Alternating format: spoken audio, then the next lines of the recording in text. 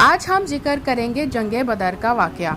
مدینہ منورہ سے تقریباً 80 میل کے فاصلے پر ایک گاؤں کا نام ہے جہاں زمانہ جاہلیت میں سالانہ میلہ لگتا تھا۔ یہاں ایک کنواں بھی تھا جس کے مالک کا نام بدر تھا۔ اسی کے نام پر اس جگہ کا نام بدر رکھ دیا گیا۔ اسی مقام پر جنگ بدر کا وہ عظیم معرکہ ہوا جس میں کفار قریش اور مسلمانوں کے درمیان سخت خون ریزی ہوئی اور مسلمانوں کو وہ عظیم و شان فتح مبین نصیب ہوئی، جس کے بعد اسلام کی عزت و اقبال کا پرچم اتنا سربلند ہو گیا کہ کفار قریش کی عظمت و شوکت بالکل ہی خاک میں مل گئی۔ اللہ تعالیٰ نے جنگ بدر کے دن کا نام یوم الفرقان رکھا۔ قرآن کی سورہ انفال میں تفصیل کے ساتھ اور دوسری صورتوں میں اجملاً بار بار معرکہ کے ذکر فرمایا ہے، اور اس جنگ میں مسلمانوں کی فتح مبین کے بارے میں خداوند عالم نے قرآن مجید میں ارشاد فرمایا کہ اور یقیناً خداوند تعالیٰ نے تمام لوگوں کی مدد فرمائی بدر میں، جبکہ تم لوگ کمزور اور بے سر و سامان تھے، تو تم لوگ اللہ سے ڈرتے رہو تاکہ تم لوگ شکر گزار ہو جاؤ۔ آپ صلی اللہ علیہ وسلم کو پتہ چلا کہ قریش کا ایک قافلہ ملک شام سے لوٹ کر مکہ جانے والا ہے، اور یہ بھی پتہ چلا کہ اس قافلے میں ابو سفیان بن حرب و مخرمہ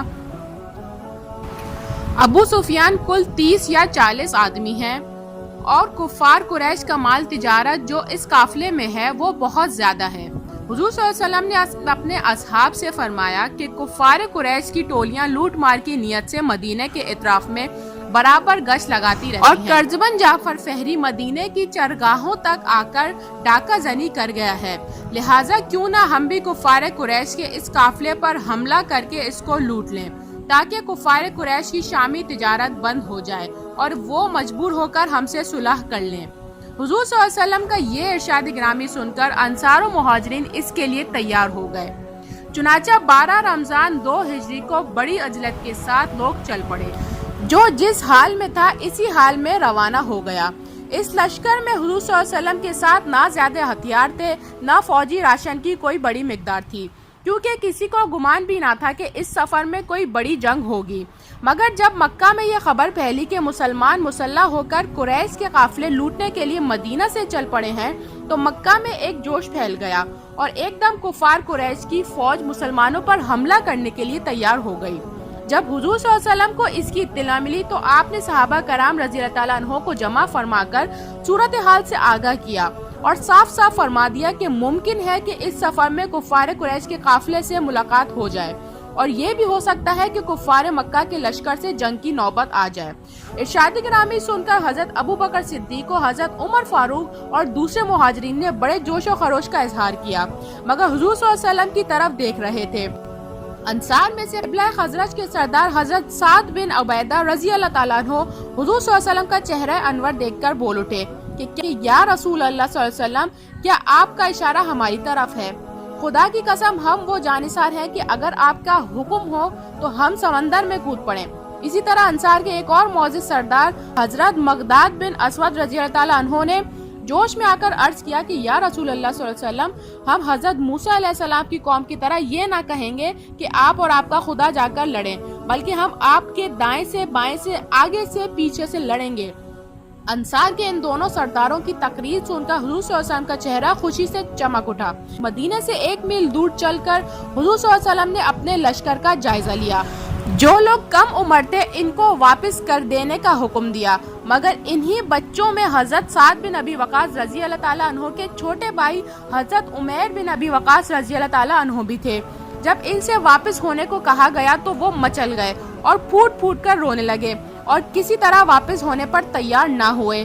ان کی بے قراری اور گریہ وزاری دیکھ کر رحمت عالم صلی اللہ علیہ وسلم کا قلب نازک متاثر ہو گیا، اور آپ صلی اللہ علیہ وسلم نے ان کو ساتھ چلنے کی اجازت دے دی۔ چنانچہ حضرت سعد بن ابی وقاص رضی اللہ تعالیٰ عنہ نے اس ننھے سپاہی کے گلے میں بھی ایک تلوار حائل کر دی۔ مدینے سے روانہ ہونے کے وقت نمازوں کے لیے حضرت ابن ام مکتوب رضی اللہ تعالیٰ عنہ کو آپ صلی اللہ علیہ وسلم نے مسجد نبوی کا امام مقرر فرما دیا تھا، لہٰذا جب آپ مقام روحا میں پہنچے تو منافقین اور یہودیوں کی طرف سے کچھ خطرہ محسوس فرمایا، اس لیے آپ صلی اللہ علیہ وسلم نے ابو لبابہ رضی اللہ تعالیٰ عنہ کو مدینے کا حاکم مقرر فرما کر ان کو مدینہ واپس جانے کا حکم دیا، اور حضرت عاصم رضی اللہ تعالیٰ عنہ کو مدینے کی چڑھائی والے گاؤں پر نگرانی رکھنے کا حکم فرمایا۔ ان انتظامات کے بعد حضور صلی اللہ علیہ وسلم بدر کی جانب چل پڑے، جدھر سے کفار مکہ کے آنے کی خبر تھی۔ اب کل فوج کی تعداد 313 تھی، جن میں 60 مہاجر اور باقی انصار تھے۔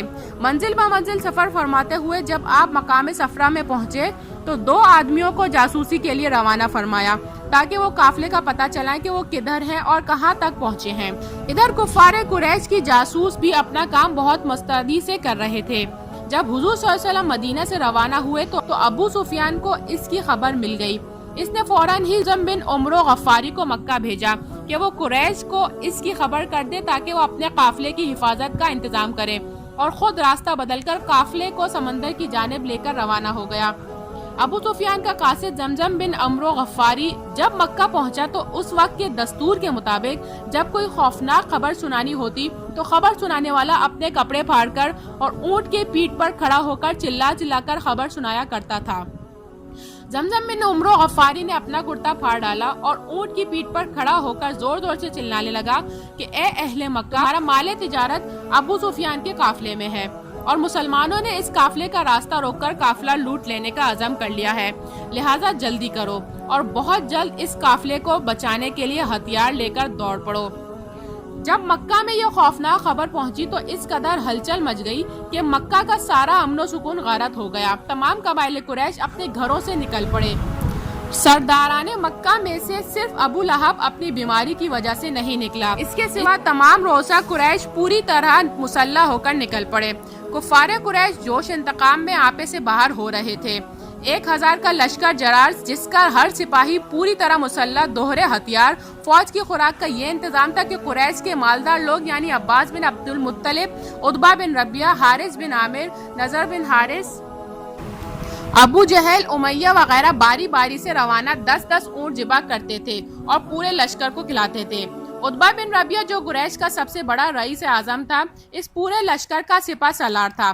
کفار قریش چونکہ مسلمانوں سے پہلے بدر میں پہنچ گئے تھے، اس لیے مناسب جگہوں پر ان لوگوں نے اپنا قبضہ جما لیا تھا۔ حضور صلی اللہ علیہ وسلم جب بدر کے قریب پہنچے تو شام کے وقت حضرت علی، حضرت زبیر، حضرت سعد بن ابی وقاص رضی اللہ تعالیٰ عنہ کو بدر کی طرف بھیجا تاکہ یہ لوگ کفار قریش کے بارے میں خبر لائیں۔ ان حضرات نے قریش کے 2 غلاموں کو پکڑ لیا جو لشکر کفار کے لیے پانی بھرنے پر مقرر تھے۔ حضور صلی اللہ علیہ وسلم نے جب ان دونوں غلاموں سے دریافت فرمایا کہ بتاؤ اس قریشی فوج میں قریش کے سرداروں میں سے کون کون ہے، تو دونوں غلاموں نے بتایا عتبہ بن ربیعہ، شیبہ بن ربیعہ، ابو البختر، حکیم بن حزام، نوفل بن خولید، حارث بن عامر، نضر بن الحارث، زما بن الاسود، ابو جہل بن حشام، امیہ بن خلف، سہیل بن عمرو بن عبد المطلب وغیرہ سب اس لشکر میں موجود ہیں۔ یہ فہرست سن کر حضور صلی اللہ علیہ وسلم اپنے اصحاب کی طرف متوجہ ہوئے اور فرمایا کہ مسلمانوں سن لو، مکہ نے اپنے جگر کے ٹکڑوں کو تمہاری طرف ڈال دیا ہے۔ 17 رمضان سن 2 ہجری جمعے کی رات تھی۔ تمام فوج تو آرام و چین کی نیند سو رہی تھی، مگر ایک سرور کائنات صلی اللہ علیہ وآلہ وسلم کی ذات تھی جو ساری رات خداوند عالم سے لو لگائے دعا میں مصروف تھی۔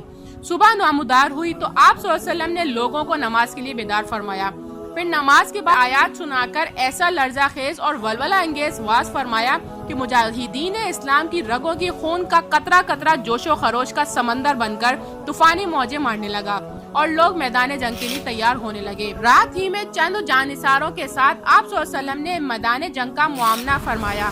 اس وقت دست مبارک میں ایک چھڑی تھی، آپ اسی چھڑی سے زمین پر لکیر بناتے تھے اور یہ فرماتے جاتے تھے کہ یہ فلاں کافر کے قتل ہونے کی جگہ ہے اور کل یہاں فلاں کافر کی لاش پڑی ہوئی ملے گی۔ چنانچہ ایسا ہی ہوا کہ آپ صلی اللہ علیہ وسلم نے جس جگہ جس کافر کی قتل گاہ بتائی تھی، اس کافر کی لاش ٹھیک اسی جگہ پائی گئی۔ ان میں سے کسی ایک نے لکیر سے بال برابر بھی تجاوز نہیں کیا۔ غیب کی باتوں کا علم اللہ تعالیٰ نے اپنے حبیب کو عطا فرمایا تھا۔ 17 رمضان سن 2 ہجری جمعے کے دن حضور پاک صلی اللہ علیہ وسلم نے مجاہدین اسلام کو صف بندی کا حکم دیا۔ دست مبارک میں ایک چھڑی تھی، اس کے اشارے سے آپ صلی اللہ علیہ وسلم صفے درست فرما رہے تھے کہ کوئی شخص آگے پیچھے نہ رہنے پائے، اور یہ بھی حکم فرما دیا تھا کہ بجز ذکر الہی کے کوئی شخص کسی قسم کی کوئی شورغل نہ مچائے۔ اب وہ وقت ہے کہ میدان بدر میں حق و باطل کی دونوں صفیں ایک دوسرے کے سامنے کھڑی ہیں۔ قرآن اعلان کر رہا ہے کہ جو لوگ باہم لڑے ان میں تمہارے لیے عبرت کا نشان ہے۔ ایک خدا کی راہ میں لڑ رہا تھا اور دوسرا منکر خدا تھا۔ حضور صلی اللہ علیہ وسلم مجاہدین اسلام کی صف بندی سے فارغ ہو کر چھپر میں تشریف لے گئے جس کو صحابہ کرام نے آپ کی نشست کے لیے بنا رکھا تھا۔ حضور صلی اللہ علیہ وسلم اس نازک گھڑی میں جناب باری سے لو لگائے گریہ و زاری کے ساتھ کھڑے ہو کر ہاتھ پھیلائے یہ دعا مانگ رہے تھے کہ خداوند تو نے مجھ سے جو وعدہ فرمایا ہے آج اسے پورا فرما دے۔ اس پر اس قدر رخت اور محویت طاری تھی کہ دوش انور سے گر پڑتی تھی، مگر آپ کو خبر نہیں ہوتی تھی۔ کبھی آپ سجدے میں سر رکھ کر اس طرح دعا مانگتے تھے کہ الہی اگر یہ چند نفوس ہلاک ہو گئے پھر قیامت تک روئے زمین پر تیری عبادت کرنے والے نہ رہیں گے۔ حضرت ابو بکر صدیق رضی اللہ تعالیٰ آپ کے آرغار تھے۔ آپ کو اس طرح بے قرار دیکھ کر ان کے دل کا سکون و قرار جاتا رہا، رخت طاری ہو گئی تھی اور انہوں نے چادر مبارک کو اٹھا کر آپ صلی اللہ علیہ وسلم کے مقدس کندھے پر ڈال دی اور آپ کا دست مبارک تھام کر بھرائی ہوئی آواز میں بڑے ادب کے ساتھ عرض کیا کہ حضور اب بس کیجئے، خدا ضرور اپنا وعدہ پورا فرمائے گا۔ حضرت ابوبکر صدیق رضی اللہ تعالیٰ عنہ کی بات مان کر آپ نے دعا ختم کر دی اور آپ کی زبان مبارک پر اس آیت کا ورد جاری ہو گیا کہ عنقریب کفار کی فوج کو شکست دے دی جائے گی اور وہ پیٹ پھیر کر بھاگ جائیں گے۔ آپ اس آیت کو بار بار پڑھتے رہے جس میں فتح نصیب ہوئی، جس میں فتح مبین کی بشارت کی طرف اشارہ تھا۔ جنگ کی ابتدا اس طرح ہوئی کہ سب سے پہلے عامر بن الحضرمی جو اپنے مقتول بھائی عمر بن الحضرمی کے خون کا بدلہ لینے کے لیے بے قرار تھا، جنگ کے لیے آگے بڑھا۔ اس کا مقابلے کے لیے حضرت عمر رضی اللہ تعالیٰ عنہ کے غلام حضرت محج رضی اللہ تعالیٰ عنہ میدان میں نکلے اور لڑتے ہوئے شہادت سے سرفراز ہو گئے۔ پھر حضرت حارث بن سراقہ انصاری رضی اللہ تعالیٰ عنہ حوض سے پانی پی رہے تھے کہ نگہان ان کے کفار کا ایک تیر لگا اور وہ شہید ہو گئے۔ کفار کا سپاہ سالار عتبہ بن ربیعہ اپنے سینے پر شتر مرغ کا پر لگائے ہوئے اپنے بھائی شیبہ بن ربیعہ اور اپنے بیٹے ولید بن عتبہ کے ساتھ لے کر غصے میں بھرا ہوا اپنی صف سے نکل کر مقابلے کی دعوت دینے لگا۔ اسلامی صفوں میں سے حضرت اوس و حضرت معاذ عبداللہ بن روحہ رضی اللہ تعالیٰ عنہ مقابلے کو نکلے۔ عتبہ نے ان لوگوں کا نام و نسب پوچھا۔ جب معلوم ہوا کہ یہ لوگ انصاری ہیں تو عتبہ نے کہا کہ ہم کو تم لوگوں سے کوئی غرض نہیں ہے۔ پھر عتبہ نے چلا کر کہا کہ اے محمد صلی اللہ علیہ وسلم، یہ لوگ ہمارے جوڑ کے نہیں ہیں، اشراف قریش کو ہم سے لڑنے کے لیے میدان میں بھیجے۔ حضور صلی اللہ علیہ وسلم نے حضرت حمزہ اور حضرت علی اور حضرت عبیدہ رضی اللہ تعالیٰ عنہ کو حکم دیا کہ آپ لوگ ان تینوں کے مقابلے کے لیے نکلیں۔ چنانچہ یہ تینوں بہادرانہ اسلام میدان میں نکلے۔ چونکہ یہ تینوں حضرات سر پر خود پہنے ہوئے تھے جس سے ان کے چہرے چھپ گئے تھے، اس لیے عتبہ نے ان حضرات کو نہیں پہچانا اور پوچھا کہ تم لوگ کون ہو۔ جب ان تینوں نے اپنے اپنے نام و نسب بتائے تو عتبہ نے کہا کہ ہاں آپ ہمارا جوڑ ہے۔ جب ان لوگوں میں جنگ شروع ہوئی تو حضرت حمزہ اور حضرت علی اور حضرت عبیدہ رضی اللہ تعالیٰ عنہ نے اپنی ایمانی شجاعت کا ایسا مظاہرہ کیا کہ بدر کی زمین دہل گئی اور کفار کے دل تھرا گئے، اور ان کی جنگ کا انجام یہ ہوا کہ حضرت حمزہ رضی اللہ تعالیٰ عنہ نے عتبہ کا مقابلہ کیا۔ دونوں انتہائی بہادری کے ساتھ لڑتے رہے، مگر آخرکار حضرت حمزہ رضی اللہ تعالیٰ عنہ نے اپنی تلوار کے وار سے مار مار کر عتبہ کو زمین پر ڈھیر کر دیا۔ ولید نے حضرت علی رضی اللہ تعالیٰ عنہ سے جنگ کی۔ دونوں نے ایک دوسرے پر بڑھ بڑھ کر قاتلانہ حملہ کیا اور خوب لڑے، لیکن اسد اللہ الغالب کے ذوالفقار نے ولید کو مار گرایا اور وہ ذلت کے ساتھ قتل ہو گیا۔ مگر عتبہ کے بھائی شیبہ نے حضرت عبیدہ رضی اللہ تعالیٰ عنہ کو اس طرح زخمی کر دیا تھا کہ وہ زخموں کی تاب نہ لا کر زمین پر بیٹھ گئے۔ یہ منظر دیکھ کر حضرت علی رضی اللہ تعالیٰ عنہ جھپٹے اور آگے بڑھ کر شیبہ کو قتل کر دیا اور حضرت عبیدہ رضی اللہ تعالیٰ عنہ کو اپنے کندھے پر اٹھا کر بارگاہ رسالت میں لائے۔ ان کی پنڈلی ٹوٹ کر چور چور ہو گئی کا گودا بہ رہا تھا۔ اس حالت میں عرض کیا کہ یا رسول اللہ صلی اللہ علیہ وسلم، کیا میں شہادت سے محروم رہا؟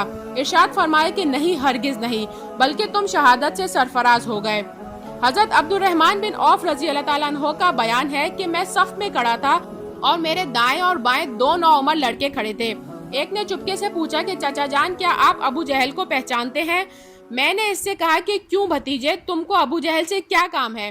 اس نے کہا کہ چچا جان، میں نے خدا سے یہ عہد کیا ہے کہ میں ابو جہل کو جہاں دیکھ لوں گا تو اس کو قتل کر دوں گا یا خود لڑتا ہوا مارا جاؤں گا، کیونکہ وہ اللہ کے رسول صلی اللہ علیہ وسلم کا بہت ہی بڑا دشمن ہے۔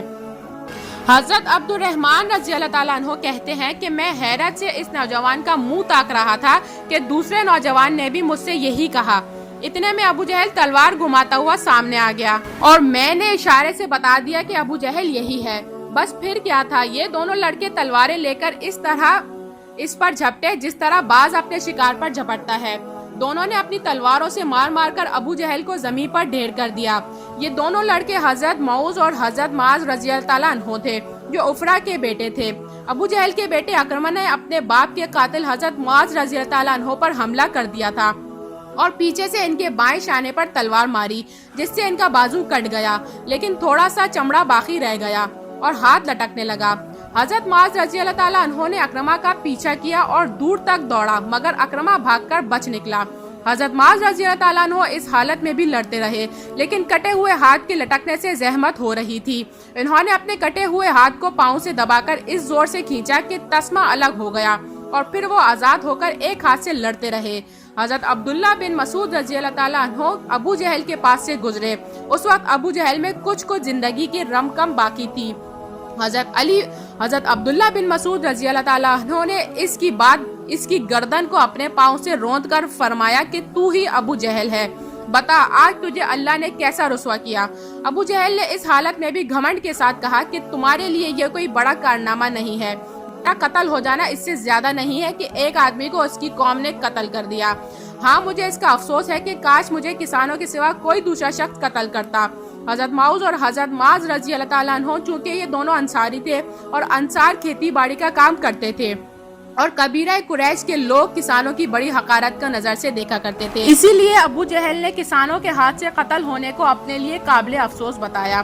جنگ ختم ہو جانے کے بعد حضور صلی اللہ علیہ وسلم حضرت عبداللہ بن مسعود رضی اللہ تعالیٰ عنہ کو ساتھ لے کر ابو جہل کی لاش کے پاس سے گزرے تو لاش کی طرف اشارہ کر کے فرمایا کہ ابو جہل اس زمانے کا فرعون تھا۔ امیہ بن خلف بہت ہی بڑا دشمن رسول تھا۔ جنگ بدر میں جب کفر و اسلام کے دونوں لشکر گتم گتا ہو گئے تو امیہ نے اپنے پرانے تعلقات کی بنا پر حضرت عبد الرحمن بن عوف رضی اللہ تعالیٰ عنہ سے چمٹ گیا کہ میری جان بچائیے۔ حضرت عبد الرحمن بن عوف رضی اللہ تعالیٰ عنہ کو رحم آ گیا اور آپ نے چاہا کہ امیہ بچ کر نکل بھاگے، مگر حضرت بلال رضی اللہ تعالیٰ عنہ نے امیہ کو دیکھ لیا۔ حضرت بلال رضی اللہ تعالیٰ عنہ جب امیہ کے غلام تھے تو امیہ نے ان کو بہت زیادہ ستایا تھا، اس لیے جوش انتقام میں حضرت بلال رضی اللہ تعالیٰ عنہ نے انصار کو پکارا۔ انصاری لوگ دفتن ٹوٹ پڑے۔ حضرت عبد الرحمن بن عوف رضی اللہ تعالیٰ عنہ نے امیہ سے کہا کہ تم زمین پر لیٹ جاؤ۔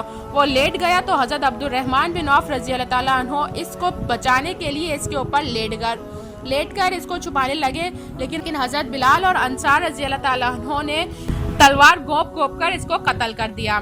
جنگ بدر میں اللہ تعالیٰ نے مسلمانوں کی مدد کے لیے آسمان سے فرشتوں کا لشکر اتار دیا تھا۔ پہلے 1000 فرشتے آئے، پھر 3000 ہو گئے، اس کے بعد 5000 ہو گئے۔ جب خوب گھمسان کان پڑا تو فرشتے کسی کو نظر نہیں آتے تھے، مگر ان کی ضرب کے اثرات صاف نظر آتے تھے۔ بعض کافروں کی ناک اور منہ پر کوڑوں کی مار کا نشان پایا جاتا تھا، کہیں بغیر تلوار مارے سر کٹ کر گر جاتا تھا۔ یہ آسمان سے آنے والے فرشتوں کی فوج کے کارنامے تھے۔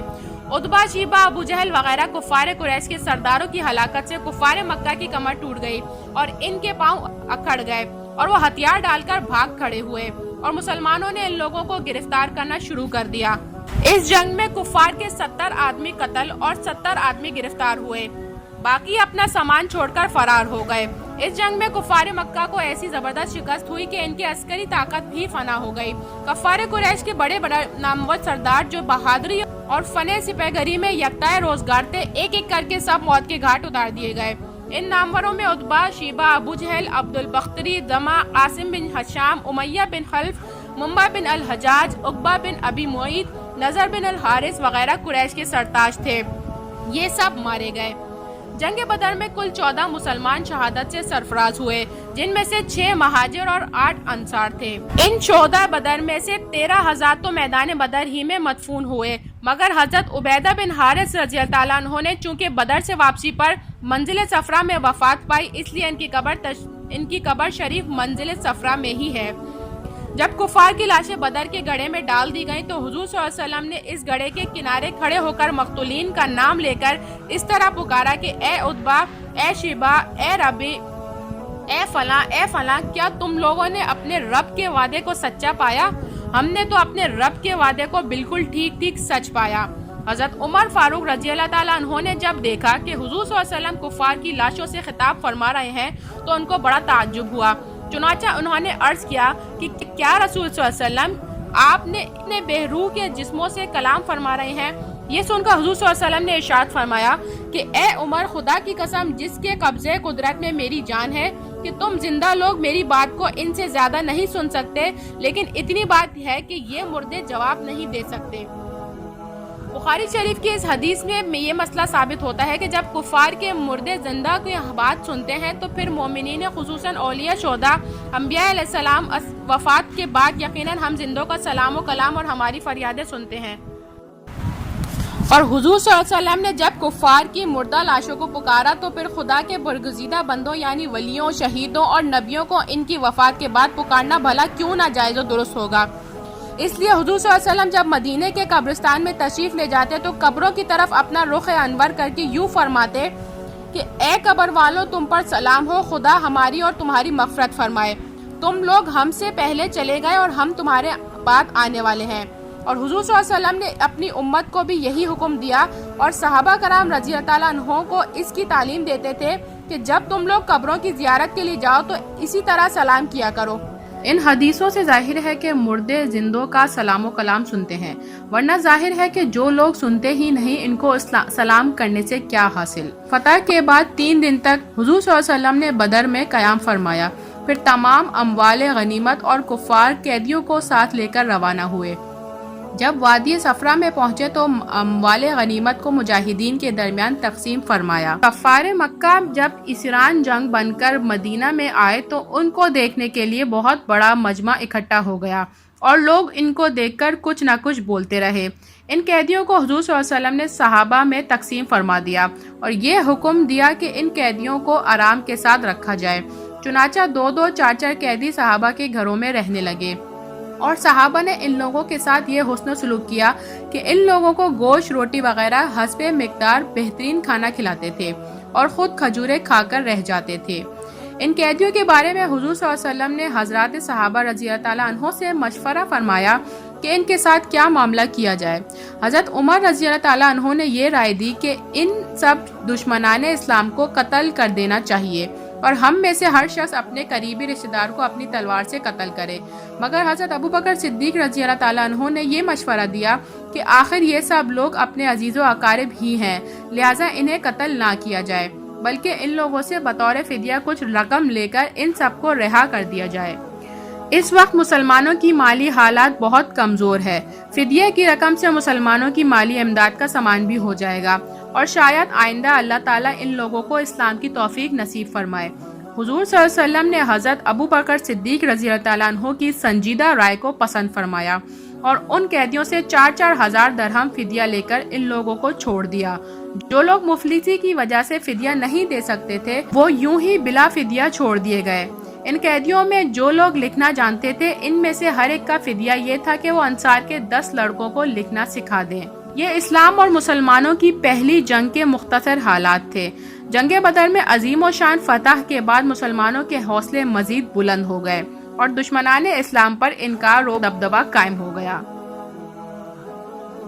ویڈیو پسند آئے تو اس کو لائک اور سبسکرائب کرنا نہ بھولیے گا۔